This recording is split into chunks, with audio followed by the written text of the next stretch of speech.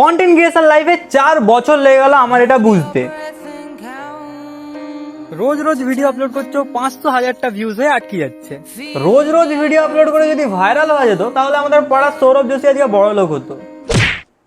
কি বলিস প্রাইভেট যেটা হচ্ছে?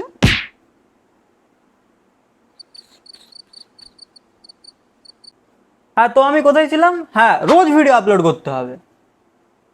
ভাই ওকে বল না আমাকে একটু ওর ব্লগে নিতে। কনসিস্টেন্সি তো আসল, বাট কমিউনিটি না তৈরি করতে পারলে কনসিস্টেন্ট থেকে কিচ্ছু হবে না বন্ধু।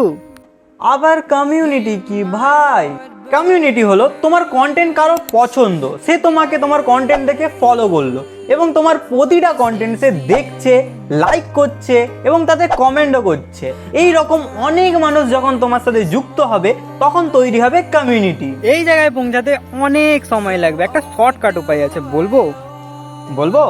আমার একটা কোলাবোরেশন অ্যাকাউন্ট আছে যেখানে ফ্রিতে কোলাব করা হয়। কমিউনিটি তৈরি করতে বেশ এইটুকুনিই লাগবে, শুধুমাত্র ওই কোলাবোরেশন অ্যাকাউন্টে যতজন আছে সবাইকে লাইক কমেন্ট করতে হবে এবং পছন্দ হলে ফলোও করতে পারো। বাট বলে রাখি, এটা শুধু আর্টিস্টদের জন্য, যারা আর্ট ছাড়া অন্য ফিল্ডে আছে তারা কমেন্ট করে যাও, আমি তাদের জন্য ভিডিও আনবো। এই অ্যাকাউন্টে ফালতু জিনিস পোস্ট করা না বন্ধু, তো একটা ফলো করতে পারো।